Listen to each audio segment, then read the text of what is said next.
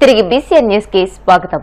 రోడ్ల నిర్మాణం కోసం సీఎం చంద్రబాబు 1000 కోట్ల రూపాయలను విడుదల చేయడం హర్షించదగ్గ విషయమని ప్రభుత్వ విప్ తాడేపల్లిగూడెం ఎమ్మెల్యే బొలిశెట్టి శ్రీనివాస్ పేర్కొన్నారు. ఏలూరులోని జిల్లా పరిషత్ క్యాంపు కార్యాలయంలో నిర్వహించిన మీడియా సమావేశంలో ఆయన మాట్లాడారు. 4 కోట్ల రూపాయలతో నేషనల్ హైవేను అనుసంధానం చేసినందుకు ముఖ్యమంత్రి చంద్రబాబుకి ధన్యవాదాలు తెలియజేశారు. గత వైసీపీ ప్రభుత్వం రాష్ట్ర ఖజానాను కొల్లగొట్టి రాష్ట్రాన్ని 10 సంవత్సరాలు వెనక్కి నెట్టిందని మండిపడ్డారు. ప్రజలకు మంచి చేయాలనే ఉద్దేశంతో కూటమి ప్రభుత్వం పీపీపీ విధానాన్ని తీసుకొస్తే వైసీపీ దానిపై దుష్ప్రచారం చేస్తుందని అసహనం వ్యక్తం చేశారు. ఈ పరిస్థితి లేదు ఎక్కడ కూడా. ఇవాళ రాష్ట్రాన్ని ఖజానా అంతా కొల్లగొట్టి ఈరోజు నిధుల కొరతతో వెంటాడుతూ ఉంటే మరి ఈరోజు ఆయన మాట్లాడే విధానం మీరు చూశారు.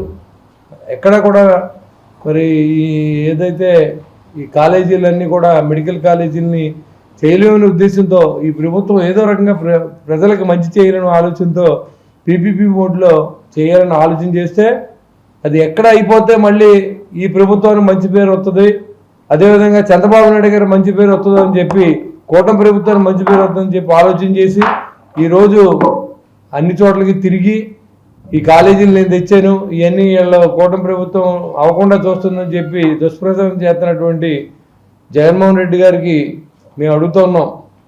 మీరు తెచ్చారు చేశారు అని అడుగుతున్నాం. శాంక్షన్ చేస్తారో పని చేస్తారని అడుగుతూ ఉన్నాం. పోలవరం ప్రాజెక్ట్ ఎప్పుడు మొదలు పెట్టారు, మీ సమయంలో ఏమైనా అయిందని అడుగుతూ ఉన్నాం. అమరావతి నగరాన్ని మీరు చేశారని అడుగుతూ ఉన్నాం. సిగ్గు లేకుండా మీరు మాట్లాడి అబద్ధాలు ఇంకా ప్రజలు వింటే రాష్ట్రం ఒకసారి మోసపోయి 10 సంవత్సరాలు వెనక్కెళ్ళింది, మరొకసారి మోసపోతారేమో ప్రజలనే విషయాల్ని మీకు తెలియపరచాలి. ఏం జరుగుతుందో అనేది ఈ టెన్షన్తో మీకు చెప్తా ఉన్నాం. మొన్న చూసే ఉంటారు అసెంబ్లీ సమావేశాల్లో జరిగిన విషయాలు. ఏదైతే సంక్షేమంతో పాటుగా ఇన్ఫ్రాస్ట్రక్చర్ కావాలని చెప్పి రోడ్లు కావాలి అని చెప్పి అడగడంతో ముఖ్యమంత్రి గారు ఈరోజు 1000 కోట్లు రిలీజ్ చేసి అంతకుముందు 400 కోట్లని పాత బిల్లులన్నీ కూడా ఇప్పించినందుకు ప్రజల తరఫున మా కాన్స్టిట్యున్సీ కాదు రాష్ట్రం అంతా విడుదల చేశారు. అందరి తరఫున ఆంధ్ర రాష్ట్ర ప్రజల తరఫున గౌరవ ముఖ్యమంత్రి గారి కూటమి ప్రభుత్వానికి మనస్ఫూర్తిగా ధన్యవాదాలు తెలియజేస్తా ఉన్నాం. అసలు ఆ టైంలో అమ్మిందే కల్తీ మద్యం. ఇప్పుడు ప్రభుత్వం నడిపినప్పుడు ఎవరో చేసిన దాన్ని చంద్రబాబు నాయుడు గారి ప్రభుత్వం ఏం చేయలేదు. చిన్న చిన్న పొరపాట్లు పట్టుకున్నది మన అధికారులే కదా, పట్టుకున్నది ఈ ప్రభుత్వంలో అధికారులే కదా, ఇప్పుడున్న మంత్రులే కదా. ఇంక మీరేమన్నా మీ టైంలో ఏమన్నా మీరు అలాంటివి ఏమైనా చేశారా? తిరుపతి జిల్లా గూడూరు పట్టణంలోని రైల్వే అండర్ బ్రిడ్జ్ సమీపంలో ఉన్న శ్రామిక్ నగర్ లో పలు శాఖల అధికారులతో కలిసి ఎమ్మెల్యే పాసం సునీల్ కుమార్ పర్యటించారు. కాలువలు, రోడ్లు, డ్రైనేజీ పరిస్థితిని పరిశీలించారు. స్థానికులు పలు సమస్యలు ఎమ్మెల్యే దృష్టికి తీసుకువచ్చారు. ఈ సందర్భంగా ఎమ్మెల్యే మాట్లాడుతూ శ్రామిక్ నగర్ లో కూలీలు ఎక్కువగా జీవనం సాగిస్తున్నారని, ట్రాన్స్ఫార్మర్ సమస్య తెలియజేశారని, ఈ సమస్యను పరిష్కరించాలని అధికారులను ఆదేశించారు. డ్రైనేజీ కాలువల సమస్యను త్వరలో పరిష్కరిస్తామని, నిరంతరం క్లీనింగ్ కార్యక్రమాలు నిర్వహించేలా చర్యలు తీసుకుంటామని వెల్లడించారు. వివాదాస్పదమైనటువంటి ఇష్యూ ఉంది ఇక్కడ. అలాగే ట్రాన్స్ఫారం ఇబ్బందికరంగా ఉంది. మా ఈ గారు ఏడీ గారికి కూడా చెప్పాం, ఈ వైర్లైన్ కూడా మారుస్తారు. 3 రోజుల్లో కూడా ఇళ్ల మీద లేకుండా వైర్లైన్ కూడా మారుస్తామని చెప్పి కూడా మా ఏడీ గారు మా సార్ కూడా చెప్పారు. అట్లాగే మా ఎంఆర్ఓ గారికి సర్వే చేయమని చెప్పాం.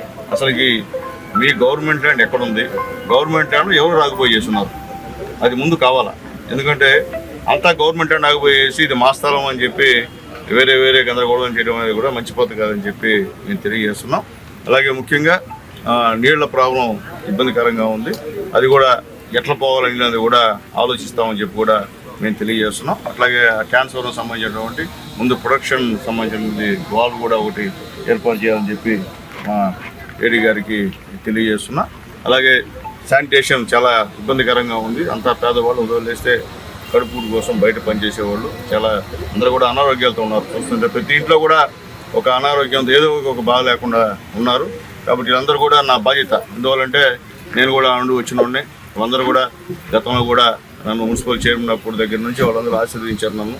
ఈరోజు ఈ స్థాయిలో ఉన్నా అంటే వాళ్ళందరూ ధైర్యంగా కూడా ఎక్కడన్నా చెప్తాను. అలాగే ఈ సమస్యలన్నీ కూడా త్వరగా పరిష్కరిస్తామని చెప్పి కూడా నేను మాటిస్తున్నా. అలాగే చాలామంది ఇక్కడ హాస్పిటల్కి వెళ్ళి వైద్యం చేసుకుని చాలామంది బిల్లు చూపిస్తున్నారు. నేను శివన్నకి రిక్వెస్ట్ చేస్తున్నా, ఆ టోల్ ఏమన్నా ఉంటే తీసుకొచ్చి చెప్తే ఎందుకైనా కరెక్ట్గా ఉంటే సీఎం రిలీఫ్ ఫండ్లు కూడా ఇచ్చిస్తాను. సంవత్సరం లోపల మనం గెలిచిన 15 నెలల లోపల, అంతకుముందు అయితే మనం ఏం చేయలేం, కానీ మనం గెలిచిన 15 నెలల లోపల ఏమైనా ఉంటే ఖచ్చితంగా ఇస్తానని చెప్పి కూడా నేను తెలియజేస్తున్నాను. అలాగే ఇక్కడ ఉన్నటువంటి సచివాలయ సిబ్బంది, శానిటేషన్ సంబంధించిన ఇన్ఛార్జి టీచర్ ఉద్యోగం వచ్చి వెళ్ళిపోయాడని చెప్తున్నారు. మా కమిషనర్ గారు వేరే ఆయన ఇన్ఛార్జిగా చేశారని చెప్పారు. కాబట్టి రెగ్యులర్గా ఇక్కడ బ్లీచింగ్ చల్లడం కానీ, ఈ కాలువలు సంబంధించిన క్లీన్ చేయడం కానీ కూడా చేయాలని చెప్పి తెలియజేస్తుంది. ఎందుకంటే ఆడ బోరు చూస్తే బోరు చుట్టూరు బురద. ఎవరు కోరుకుంటారు? అన్నింటా వెనుకబాటుతనంతో కొనసాగుతున్న బీసీ సామాజిక వర్గాలు చైతన్యవంతులు కావాలని బీసీ యునైటెడ్ ఫ్రంట్ రాష్ట్ర అధ్యక్షులు డిఎం ఓబ్లేస్ యాదవ్ పిలుపునిచ్చారు. కడప నగరంలోని ప్రెస్ క్లబ్ లో నవంబర్ 8వ తేదీన జరగనున్న బీసీ యునైటెడ్ ఫ్రంట్ రాజకీయ చైతన్య రాష్ట్ర సభలకు సంబంధించి కరపత్రాలను ఇతర బీసీ నేతలతో కలిసి ఆయన ఆవిష్కరించి మీడియాతో మాట్లాడారు. జనాభా ప్రకారం అత్యధిక శాతం ఉన్న బీసీ వర్గాలు ఇతర అన్ని అంశాల్లో వెనుకబడి ఉండడం బాధాకరమని అన్నారు. కేంద్ర రాష్ట్ర ప్రభుత్వాలు బీసీలను అన్ని విధాలా వాడుకుని ఆ తర్వాత విస్మరించడం తరతరాలుగా వారి జీవితాల్లో పురోగతి లేకుండా పోతుందని అన్నారు. ఇప్పటికైనా రాష్ట్రంలో కులగణన చేపట్టాలని, ఆ తర్వాతే స్థానిక సంస్థల ఎన్నికలను నిర్వహించాలని బీసీ యునైటెడ్ ఫ్రంట్ డిమాండ్ చేస్తుందని అన్నారు. ఈరోజు కడప నగరంలోని వైఎస్ఆర్ ప్రెస్ క్లబ్లో నవంబర్ 8వ తేదీన బీసీ రాజకీయ చైతన్య మహాసభలు కడపలోనే నిర్వహిస్తూ ఉన్నాం. ఈ నేపథ్యంలో పాంప్లెట్ ఆవిష్కరణ చేశాం. బీసీ పెద్దలు అందరితోటి కూడా కలిసి ఈ కార్యక్రమం నిర్వహిస్తూ ఉన్నాం. ప్రధానంగా 78 సంవత్సరాల స్వాతంత్ర భారతంలో అత్యధిక శాతంగా ఉన్నటువంటి బీసీలు ఇవాళ రాజకీయంగా వెనుకబాటుకు గురవుతూ ఉన్నారు. ఆర్థికంగా, సామాజికంగా వెనుకబాటుతనంగా ఉన్నారు. వీటన్నిటికీ పాలక వర్గాలు ఎవరైతే కేంద్ర రాష్ట్రంలో ఉన్నటువంటి పాలక వర్గాలే ప్రధానంగా దీనికి సూత్రధారులుగా మేము భావిస్తూ ఉన్నాం. ఎందుకంటే ఈరోజు 60% ఉన్నటువంటి బీసీలని జనాభా లెక్కలు తెలుసుకోకుండా బ్రిటిష్ కాలంలో చేసినటువంటి జనాభా లెక్కలనే ఈరోజు కొనసాగిస్తూ బీసీల సంఖ్యలని అంకెలని తేల్చడంలో ఇవాళ కేంద్ర ప్రభుత్వం, రాష్ట్ర ప్రభుత్వం రెండు మోసం చేస్తూ ఉన్నాయి. పక్కనే ఉన్నటువంటి బీహార్ రాష్ట్రంలో జనాభా లెక్కలు చేస్తే అక్కడ 63% బీసీలు ఉన్నారు అని చెప్పి అక్కడ బీసీ రిజర్వేషన్స్ను అమలు చేస్తూ ఉన్నటువంటి పరిస్థితి ఉంది. పక్కనే కర్ణాటక రాష్ట్రంలో కూడా బీసీ రిజర్వేషన్స్ అమలు కోసం కులగణన చేపట్టారు. ఈ పక్కనే ఉన్నటువంటి తెలంగాణ రాష్ట్రంలో కూడా కులగణన చేపట్టి అక్కడ స్థానిక సంస్థల్లో ఎన్నికల్లో అభ్యర్థులు ప్రకటించినటువంటి పరిస్థితి చేశారు. కానీ ఆంధ్రప్రదేశ్ రాష్ట్రంలో 2011లో జనాభా లెక్కలు చేసిన ఈ రోజు కూడా బట్టబయలు చేయనటువంటి పరిస్థితి ఉంది. మొన్న జగన్మోహన్ రెడ్డి గారి ప్రభుత్వంలో కూడా ఈ రాష్ట్రంలో బీసీల సంఖ్యలు జనగణన చేసేటువంటి పద్ధతుల్లో సంఖ్యలు తెలుసుకోకుండా, ప్రకటించుకోకుండా ఇవాళ బీసీలను నిలువున మోసం చేస్తున్నాయి. అందుకనే BC United national front demand చేస్తూ ఉంది, ఆంధ్రప్రదేశ్ రాష్ట్రంలో కులగణన చేపట్టాలి, ఆ తర్వాతనే స్థానిక సంస్థల ఎన్నికలు నిర్వహించాలి, మేమెంతో మాకంతా అనేటువంటి నినాదంతో నవంబర్ 8వ తేదీన కడప నగరంలో పెద్ద ఎత్తున బీసీలంతా ఏకమై ఓ పెద్ద ఎత్తున ఉద్యమ కార్యాచరణకి ఈ కడప ప్రెస్ క్లబ్బే కేంద్ర బిందువు కాబోతా ఉంది. కాబట్టి రాష్ట్ర ప్రభుత్వం, కూటమి ప్రభుత్వం ఆలోచన చేయాలి. మా ప్రొఫెసర్ల పోస్టుల్లో రిజర్వేషన్లు ఎంత, ఈరోజు కోట్లలో మా శాతం ఎంత, విద్యార్థులకు రియంబర్స్మెంట్లో మా బీసీల వాటా ఎంత, స్థానిక సంస్థల ఎన్నికల్లో బీసీల శాతం ఎంత, ఇవాళ కడప జిల్లాలో ఉమ్మడి కడప జిల్లాలో 10 నియోజకవర్గాల్లో మా బీసీలకు ఎన్ని సీట్లు కేటాయించారో ఈరోజు పాలక వర్గాలు చెప్పాల్సిన అవసరం ఉన్నది. ఉద్యోగులు వెతికేవారుగా కాకుండా ఉద్యోగాలు ఇచ్చేవారిగా నేటి యువత ఉండాలని బీఆర్ఎస్ వర్కింగ్ ప్రెసిడెంట్ కేటీఆర్ అన్నారు. కోయంబత్తూరులో జరిగిన 10వ ఎఫ్ఎంఏఈ నేషనల్ స్టూడెంట్ మోటార్ స్పోర్ట్స్ 2025కి ముఖ్య అతిథిగా హాజరైన ఆయన మాట్లాడుతూ అవకాశాల కోసం ఎదురు చూడకుండా మీరే సృష్టించుకోవాలని పిలుపునిచ్చారు. పెద్ద కలలు కనడం ప్రారంభించిన తర్వాత మీ సొంత సామర్థ్యాన్ని చూసి మీరే ఆశ్చర్యపోతారని ఆయన అన్నారు. ఈ సందర్భంగా తెలంగాణ రాష్ట్ర సాధన ప్రయాణాన్ని కేటీఆర్ గుర్తు చేశారు. ఒకప్పుడు రాష్ట్ర ఏర్పాటు సాధ్యం కాదని చాలా మంది సందేహించారని, అలాంటి రాష్ట్రాన్ని సాధించామని పేర్కొన్నారు. 11 సంవత్సరాల తర్వాత ఎన్నో రంగాల్లో దేశానికి ఆదర్శంగా తెలంగాణ నిలబడిందని వ్యాఖ్యానించారు.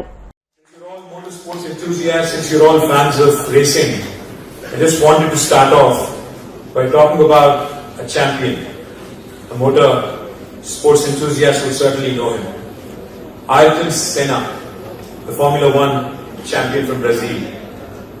As he had said, on a given day, a given circumstance, you think you have a limit, and you then go for this limit, and then you touch this limit.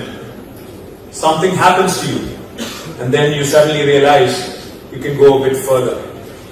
These words are from Ayrton Senna, who is a champion, like I said, of Formula One racing from Brazil. They capture not just the spirit of motorsport, but also the concept, the idea of human ambition, the spirit of human ambition. Motorsports is not merely about bikes, cars, tracks. It is about testing limits. It is about discovering new frontiers and proving to yourself that with focus and courage, we can always go further than we think possible in life also. Let me also share one thing with you. You are a very restless generation. You are not a generation that sits and listens to lectures and listens to sermons. The recent F1 movie, as Sonny Hayes says, which has truly caught my attention, hope is not a strategy. Create your own breaks. Hope is not a strategy. Create your own breaks. That line resonates far beyond the racetrack. Because whether it's motorsport, life, building a state, or building a nation, we cannot simply wait for luck. We must design our opportunities, we must execute with courage, and we must create our own breaks, because that is how future is built. I thank you for this wonderful opportunity. I wish you all the very best. వార్తలు ముగించే ముందు ముఖ్యాంశాలు మరొకసారి. రాష్ట్రంలో కల్తీ మద్యానికి జగనే మూల కారణమన్న టీడీపీ పొలిట్ బ్యూరో సభ్యుడు వర్ల రామయ్య. వైసీపీ పాలనలో కల్తీ మద్యం ఏరులై పారిందని ఆరోపణ. కల్తీ లిక్కర్ వ్యవహారంలో ముఖ్యమంత్రి చంద్రబాబు సీబీఐ విచారణ కోరాలి. కూటమి ప్రభుత్వాన్ని డిమాండ్ చేసిన విజయవాడ మేయర్ రాయన భాగ్యలక్ష్మి. వాడపల్లిలో వైభవంగా వెంకటేశ్వర స్వామి 13వ వార్షిక బ్రహ్మోత్సవాలు. రెండవ రోజు సరస్వతి అలంకారంలో హంసవాహనంపై తిరువీధుల్లో విహరించిన శ్రీవారు. కోయంబత్తూరులో ఎఫ్ఎంఏఈ కార్యక్రమానికి ముఖ్య అతిథిగా హాజరైన కేటీఆర్. అవకాశాల కోసం ఎదురు చూడకుండా మీరే సృష్టించుకోవాలని యువతకు పిలుపు. ఈ వార్తలు ఇంతటితో సమాప్తం. మరిన్ని వార్తల కోసం BCN digital YouTube channel, Facebook page ని ఫాలో అవ్వండి. అప్డేటెడ్ వార్తల కోసం ప్లీజ్ సబ్స్క్రైబ్.